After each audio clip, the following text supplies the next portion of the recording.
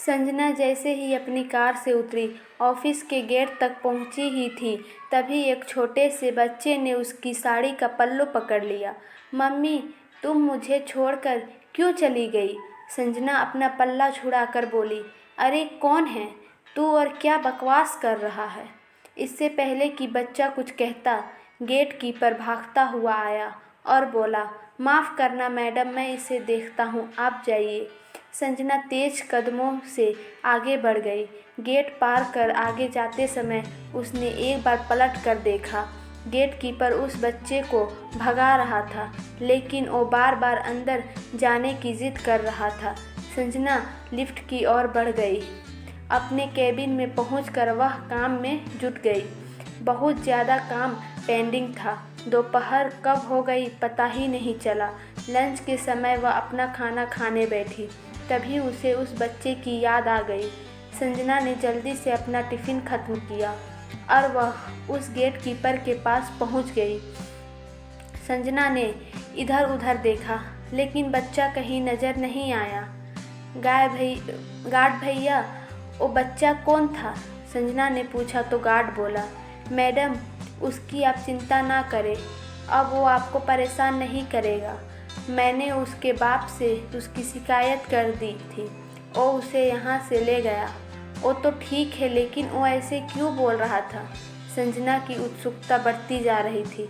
Guard ने कहा, भले घर का बच्चा है मैडम, उसकी माँ गौरी इसी बिल्डिंग में साफ सफाई का काम करती थी। उसका बाप शराबी है, सारा दिन शराब पीकर पड़ा रहता है। एक दिन जब वो घर पहुंची तो पति पत्नी में झगड़ा हो गया।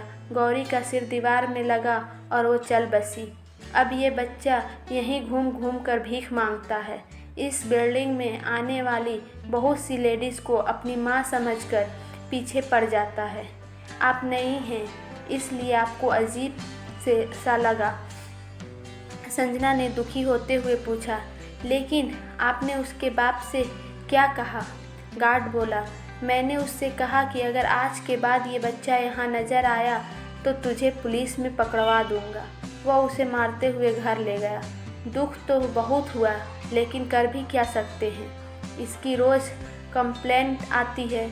संजना बिना कुछ बोले अपने केबिन में आकर बैठ गई। वह एक गहरी सोच में पड़ गई। उस मासूम बच्चे का चेहरा बार बार उसके सामने आ रहा था। आज उसकी वजह से उस बच्चे की पिटाई हो गई। उसका बाप पता नहीं उसके साथ क्या करेगा। अगले दिन ऑफिस आने टाइम भी वो बच्चा नहीं दिखा। संजना को इसी तरह 3 दिन बीत गए। एक दिन उसने फिर से गार्ड से कहा, गार्ड भैया, वो बच्चा दिखा क्या?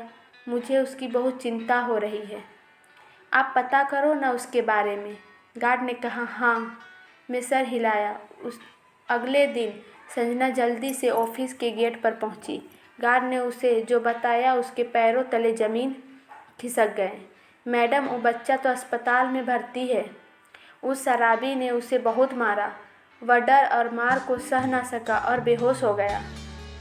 पड़ोस के कुछ लोग उसे अस्पताल में दाखिल कर आए हैं। संजना ने कहा, उसके पास अब कौन है?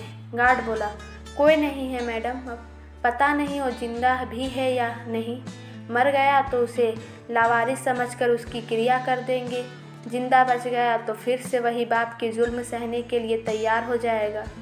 संजना अंदर से तड़प उठी। एक बार ही सही उसने उसे मम्मी कहा था। वह गार्ड से अस्पताल का पता पूछकर अस्पताल पहुंच गई। वहां उसने पता किया तो उसे एक सरकारी वार्ड में पाया। वह अभी भी बेहोश था। संजना ने डॉक्टर से पूछा। डॉक्टर बोला, मैडम कहाँ थी आप? ये बच्चा आपको कितना याद कर रहा था। अभी इसे नींद का इंजेक्शन दिया है। वैसे अब ठीक है। आपको अपने बच्चे का ध्यान रखना चाहिए। और इसे इतनी बेरहमी से किसने मारा? संजना बोली, वो मेरा बच्चा नहीं है, इसके बाप ने मारा है इसे। इसे कब तक होश आएगा? डॉक्टर से बात करके संजना वहीं बैठ गई। एक बार मम्मी बोलने से जो अनजाना सा रिश्ता बन गया था, उसे निभाते हुए वह शाम तक बैठी रही। शाम को बच्चे को होश आया। उसने धीरे से आंखें खोल कर कहा, मम्मी तुम कहाँ चली गई थी? देखो पापा ने मुझे कितना मारा। संजना ने उसे प्यार से गले लगा लिया। बस बेटा, अब तुझे कोई नहीं मारेगा। तभी पीछे से अविनाश जी की आवाज़ आई। हाँ, और अब मम्मी भी तुझे नहीं छोड़कर जाएगी। संजना ने अपने पति को सारी बात फ़ोन पर बताई थी। 2 दिन बाद संजना और अविनाश बच्चे को अपने घर ले आए। अविनाश ने बच्चे को गोद लेने के कागज़ बनवाकर गार्ड और दूसरे लोगों को इकट्ठा करके उसके बाप से पेपर साइन करा लिए। बदले में उसके बाप को 10,000 रुपये देने पड़े। अविनाश और संजना ने बच्चे का नामकरण करवाया। उसका नाम ऋषभ रखा।